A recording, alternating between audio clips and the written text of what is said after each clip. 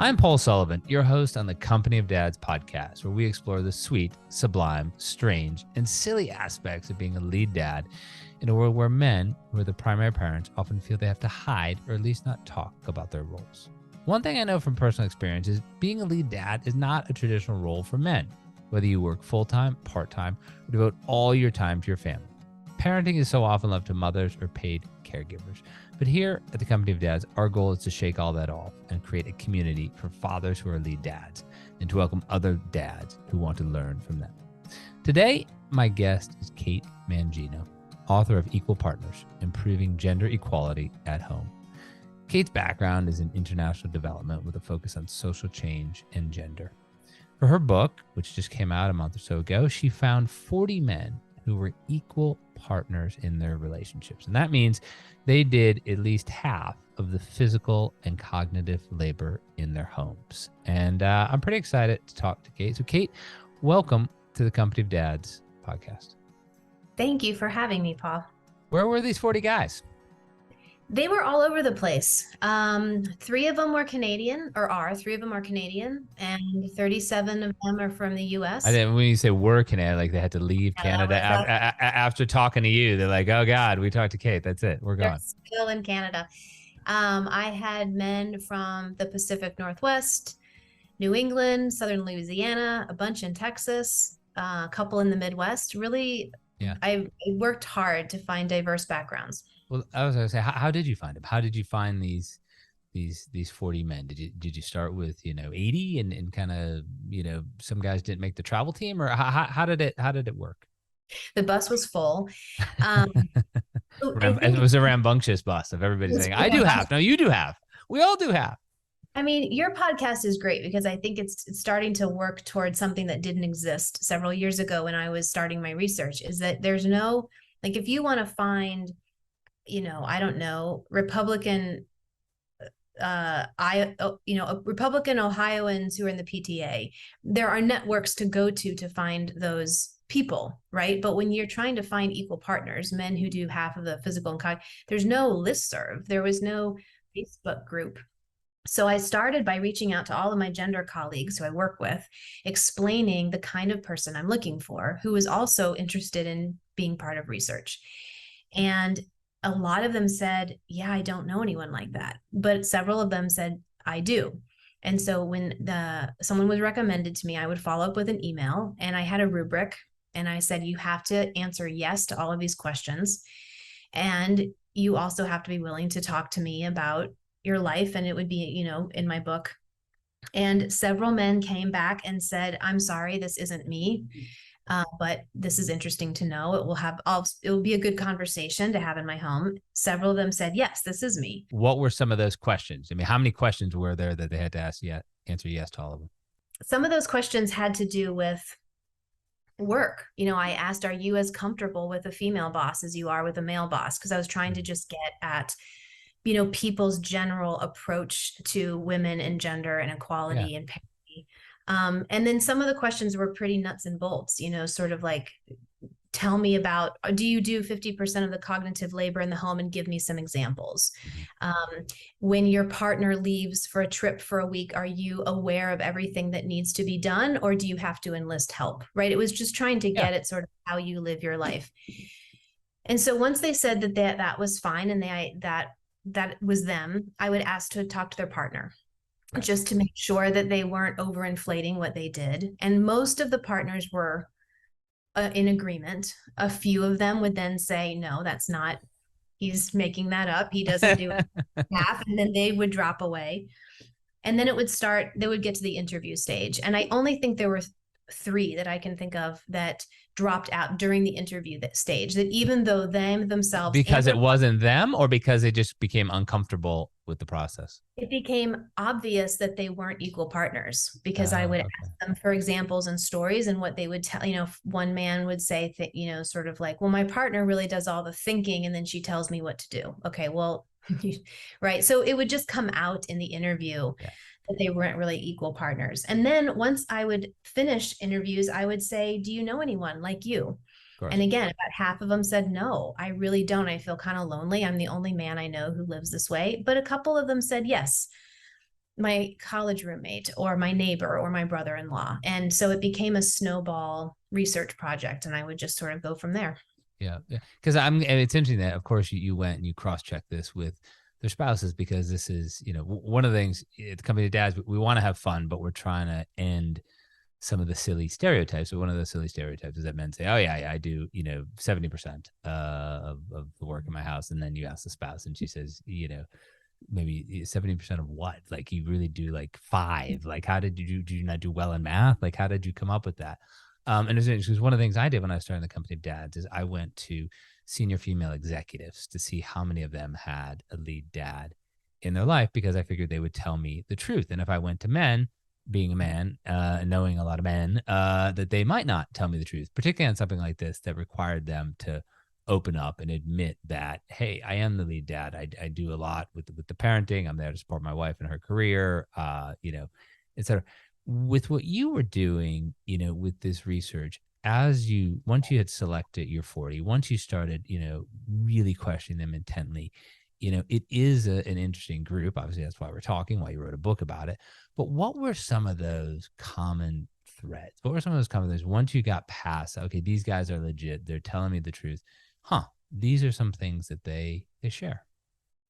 So the first common thread I noticed was the way that every conversation began was with a little bit of discomfort. And I think every single one of these guys started the interview process by saying, I don't really have anything to share. I'm not famous. I haven't done anything remarkable. I'm just a guy.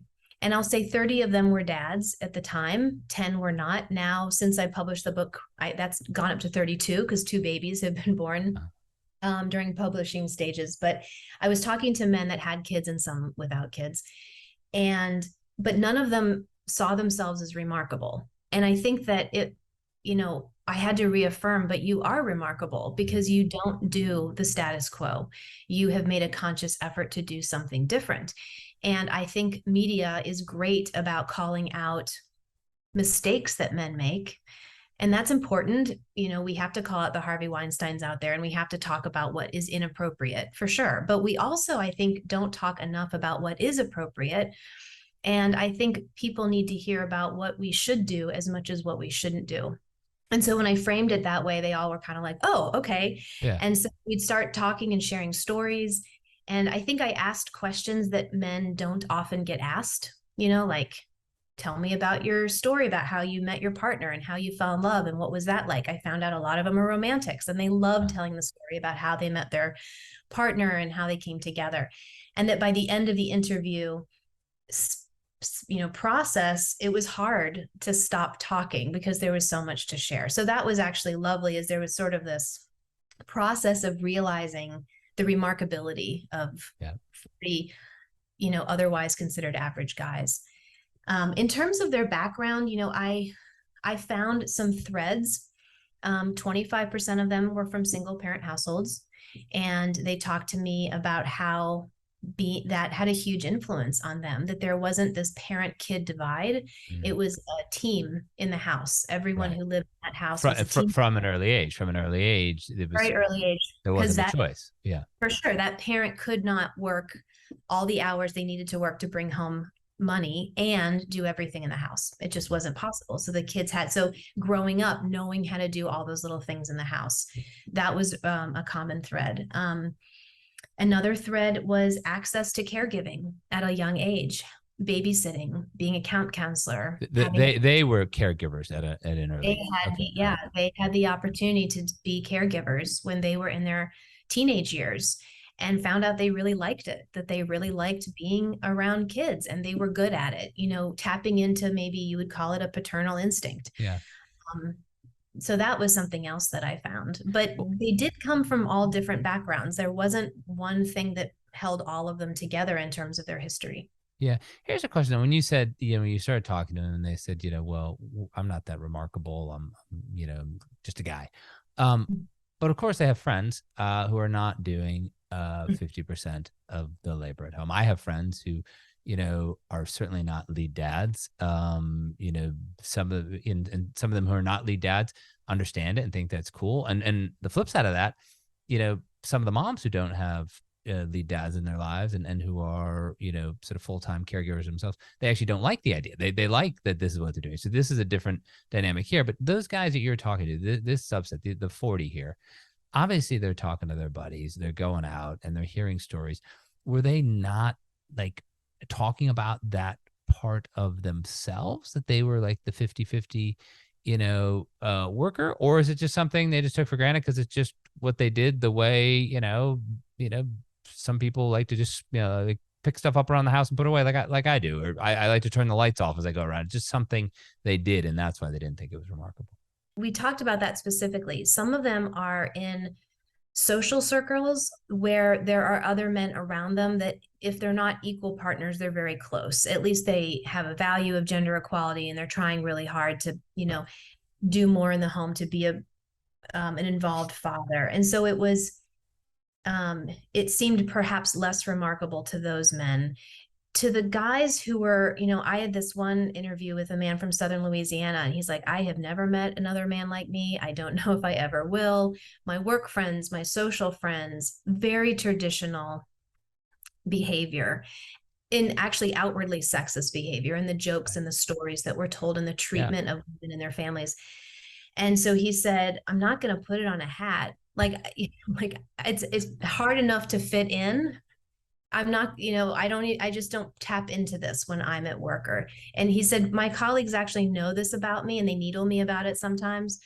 I never go to happy hour because I always go home and help out with my family, and they know that and they jab me, but I don't care anymore. I stopped listening. And so they kind of get tired needling me. Mm-hmm. So I think he was very aware that he was different, but didn't have any expectation of influencing anyone around him. Yeah, it's interesting you said that. I spoke a week or so ago with a guy named Mike McGee. And Mike McGee is a sports executive, but he also is the husband of Annika Sorenstam, who is one of the greatest golfers of all time, and certainly the greatest female golfer of her generation. And when they got married, he became the lead dad, and he loves it. But he has a good sense of humor. And he said when it's all started, these guys were needling him and they're calling him, Mr. Sorenstam. Hey, Mr. Sorenstam, what are you going to do? Which is, of course, a variation on the very childish Mr. Mom's. Like, hey, Mr. Sorenstam. And he tells the story so well. He gets very serious. And he says, look, you are not going to call me Mr. Sorenstam. We have worked too hard on the brand. The brand is Annika. It is one word. You're going to call me Mr. Annika.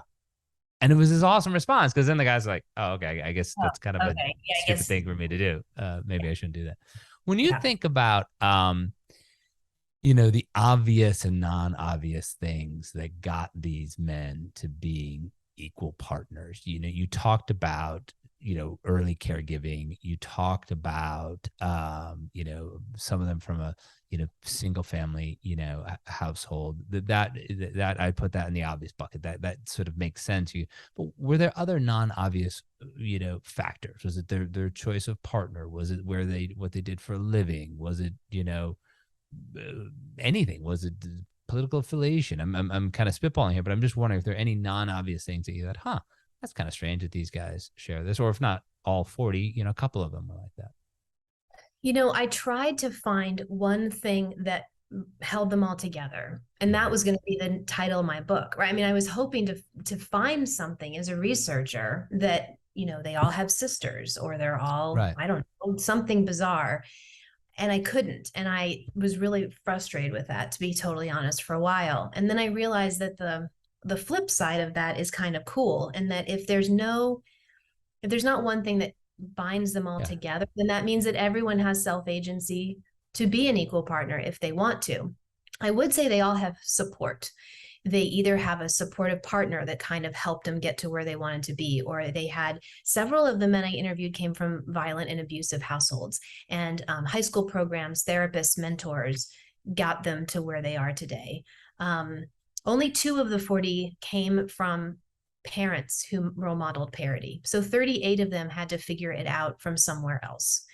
And I think it took a lot of self-agency, but it also took a community of support. It was either an aunt and uncle that they got to see once a year in the summer, or one was really influenced by a boyfriend that his mom had for a few years. And then when they broke up, he never saw that boyfriend again. But that man had a really big impact on him for the years that he was in his life. Yeah. What were the, differences between the 30 who had children at the time of your research and the 10 who didn't? I'm going to give you the honest truth that I haven't told anyone up until now. The 30 that had kids made themselves available to me immediately. Like they just found the time. And the 10 that didn't were always so busy that they had to schedule a month out. And I thought that was really interesting that dads, parents, I think we're and I'm a mom, so I think we are so used to our time not being our own, Yeah. and we're so used to being flexible and rescheduling and making it work and changing on a dime that the 30 dads were like, yeah, you want to talk tomorrow? Okay, I think I can get the kids down by 8:30. Can I call you at 5? Right? Yep. Yeah. Whereas, and then they'd be texting you right before, like, I'm running 3.5 minutes late. So if you could just, and I'd be like, okay, the baby isn't down yet. I just need 4 or 5 more minutes, but I got a trick. I know I'm going to get there. I just need a few more minutes. And the 10 non-dads were like, I think I have an opening on November 22nd, and I didn't mind. That was fine too. I did this research for over a year. But it was okay. But I do think there's something that changes with us when we become parents, that sort of, we think of time in a different way. So that probably doesn't answer your question, but I did think that was really interesting. I don't know. It does answer my question, because my wife and I often look back to, this period, these sort of 2 years when we lived in Boston. So we met in New York City. We moved up to Boston for her job for 2 years. I was, working as a journalist.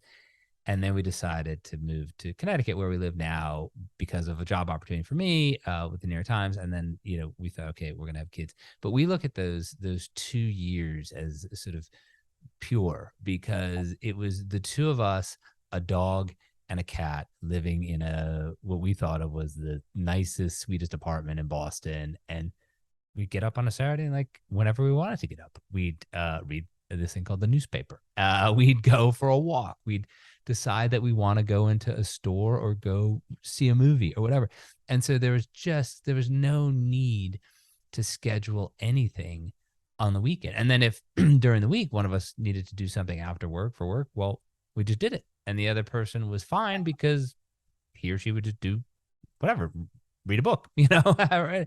And right. But once, I have, as I've said a million, I have 3 kids, I have 3 dogs until allergies intervened. With one of my daughters, we had 3 cats. The 3 girls are all on different schedules, and it's just like, okay, well, you got to make this work. You got to fit in. It's almost like that adage that, busy, you want to hire busy people, because busy people get things done very quickly, because they don't have time to perseverate on it. That was my exact experience. And I did one interview with a dad who, I think he had the youngest kid. His daughter was weeks old when I started to talk to him. And so I would talk to him, and he said he had a cell phone like tucked in his ear, and he would be walking the infant up and down the hallway to try to get her to sleep. I had one dad who, he said, I'm sitting on the floor of our bathroom with the lights out because I can't get privacy anywhere else in the house. I also did these interviews during the COVID lockdowns. So, everyone was in the house together all the time. A lot of the conversations were done in backyards, because that was another space where you could go and get a bit of privacy.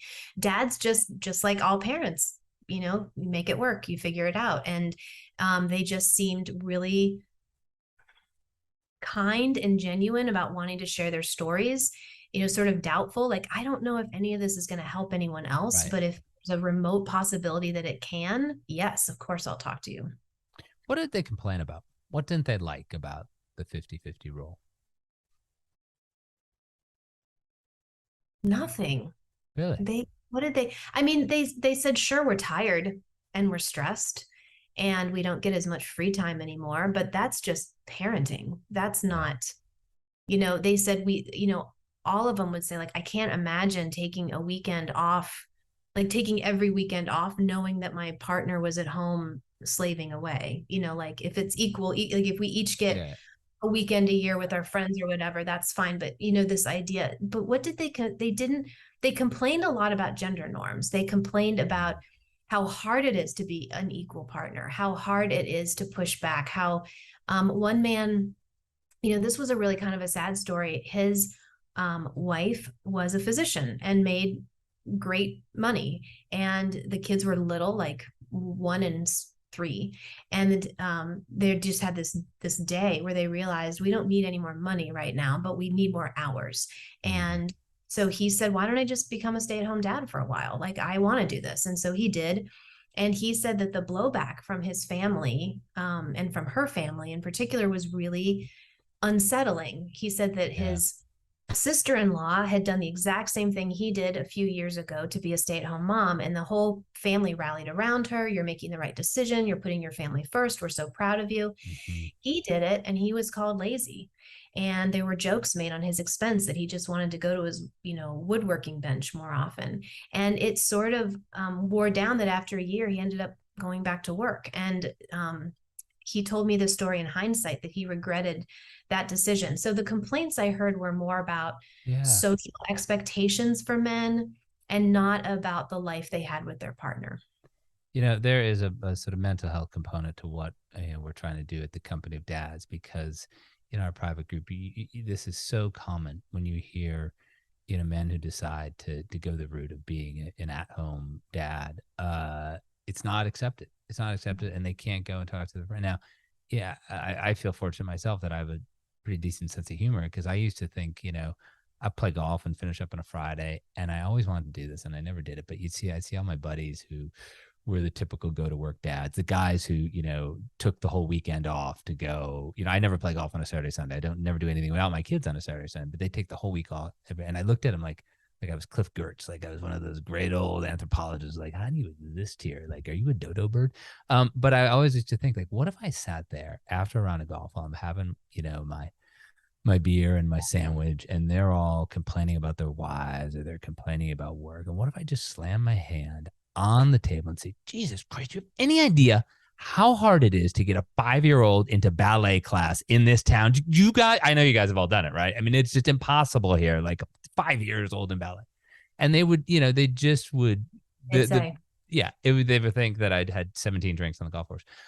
But that's the joke around a really serious problem. And so to that end, were you able to get these 40 men in contact with each other, so at least they would have a sort of a group of people united by your book, but also united by the fact that they do this and they have, a common set of experience?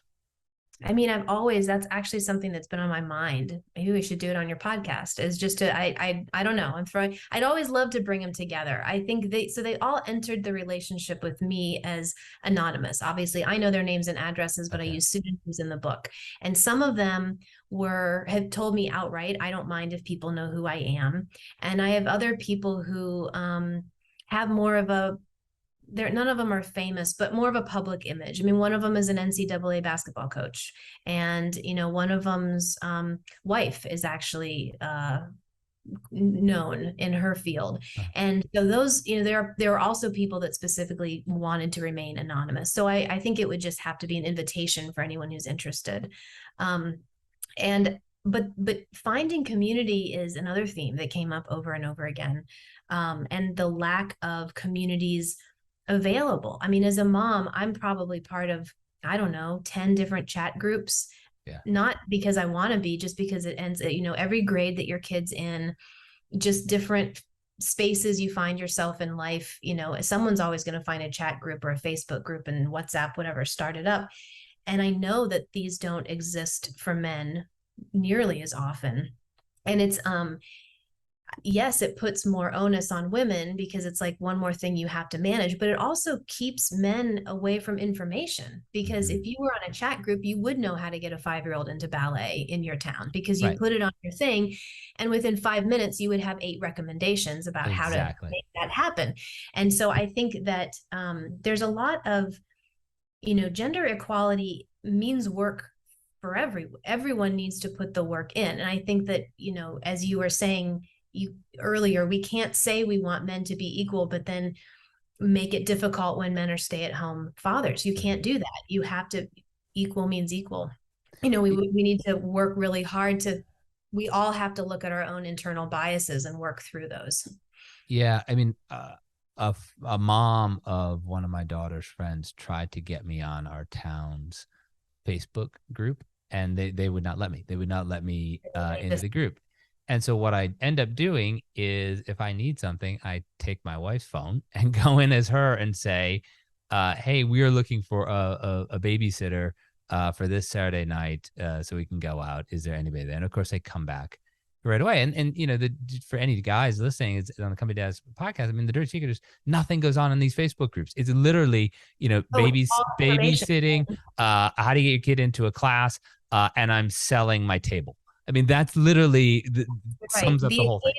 The occasional meme about happy hour, but there's right, exactly. But no guy's going to show up to that anyway. They just really want the babysitting and getting in the class and buying a new outdoor table. You're absolutely right. I think it's 98% information, and this is information that women have access to very easily. And I think that it's unfortunate. I'm sorry that you were.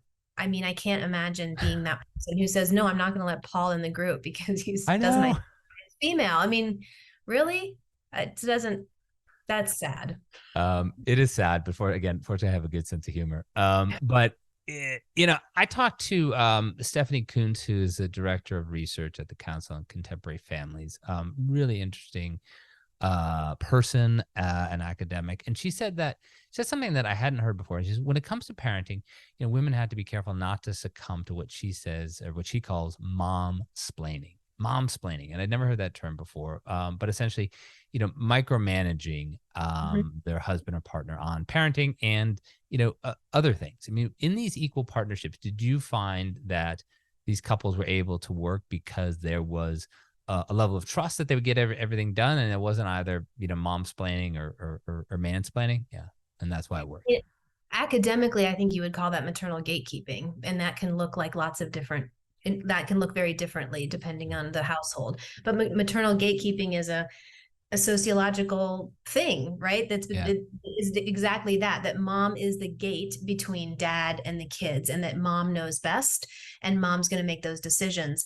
And it can be everything from, you know, dad gets the baby ready to go out, like, oh, you're not dressing her warm enough, what's wrong with you? And then go back and changing the clothes. That's maternal gatekeeping. Yep. Maternal gatekeeping could also be, you know, you folded the laundry wrong, now I have to redo it, right? That anything that is like makes the mom the expert, and I know what's going on, and you imbecile buffoon dad don't.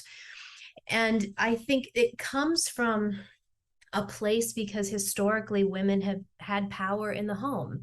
That's where women have had power traditionally. And a lot of women draw their value to how much control and, you know, that's where you can showcase your skills. And that's your value, is that you take care of your family. And I do think that if you want equal partnership, then yes, we want women to excel in the professional space, but that also means we have to create space for men to excel in the domestic space. So this is another one of those examples of sort of how gender equality becomes really uncomfortable for everyone. I interviewed a lot of the spouses of the 40 guys, and this is one thing that came up a lot, is that you have to sort of push back. You have to identify it in your own mind, like, wow, I'm doing that right now, and I need to stop. I don't need to refold the clothes. Okay, so the towels are in thirds as opposed to halves. It's not how I would have done it, but that's okay. My way isn't better. It's just different. And so for the record, thirds is the right way. I mean, just that needs to be said. I think I do thirds too, actually, now that I think about it. But you know, if it's an issue of, for example, I'm not the kitchen person in my house, and apparently I wash pans poorly. And so my husband's always getting on my case, and he's explained to me, when I leave food on the pan and then your husband is insane. I would never do that ever. Like, I'm the dishwashing guy. Like, oh, it's clean enough for me. I mean, we're going to put it on heat when we put something in it again. He's like, if you put it on the heat, then it burns and it messes up the taste of whatever I'm cooking next. And he's explained to me how important it is.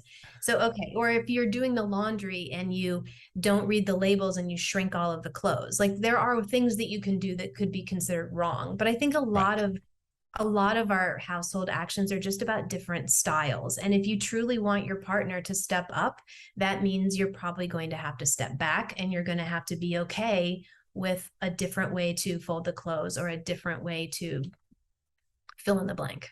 Yeah, I think it's the only way to happiness, because as you get, more kids and more responsibilities and the things that kids want, pets or after school activities or whatever, it's just not possible for, perfection is not possible.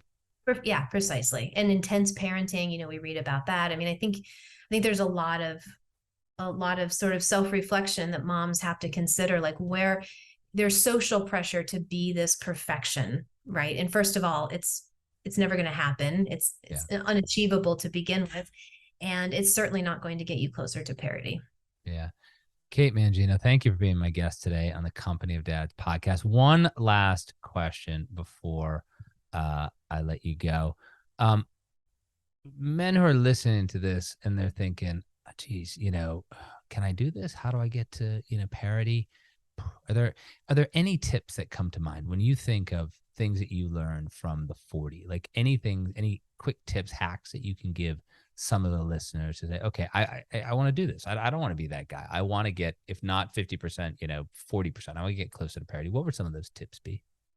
So the two things that come to mind are, I mean, I would say read my book or another book like it, because I think that the more you understand how our socialized gender norms lead to our behaviors is really helpful. Mm-hmm. But that's more time consuming. Quick tips. The two things that come to mind are, number one, you have to get past the mindset of being a helper. You can't help in the house, because if you're a helper, that means someone else is in charge. Yep. And so to get past beyond thinking of a helper, I'm not going to help my wife with the kids. I'm not going to help with the groceries. I have to take over this. And so finding domains or responsibilities in your household that you can own, and that's just your job. And then your partner can be the helper for you. So the second thing that I found from the guys I interviewed is being 100% responsible for pockets of time forces you to become an equal partner. And let me give you an example. It started because I interviewed a man whose wife is an RN, and she works 12-hour shifts in the ER. And unless someone is going to the ER themselves, you can't contact her. You can't text her. She's not on her phone. So he's like, for those 12-hour shifts, I am on my own, and I have 2 little kids, and I do not want to make a Costco run during that time, because that would be awful. So he said, I have learned to plan ahead. I have learned to anticipate needs. I know what I need to have done in the house for those days, that the 3 or 4 days a week that I've got them. I know what to pack in their lunch, because I have to do drop off on the days she's working. I have to know the pediatrician's number, because on those days that she's working, it's all on me. There's no other helper. Once again, it's that helper mentality. Yeah. I have to be the one in charge. So that worked out great for them, because his spouse had this RN job. But you could fabricate that, when your partner's at work, just say, okay, for the next month, think of her as not available, and I have to problem solve. And once you're forced to problem solve, it's easier to anticipate needs, and then it becomes more routine and less difficult. Awesome. Again, Kate Mangino, author of Equal Partners, Improving Gender Equality at Home. Thank you so much. Thank you for having me on.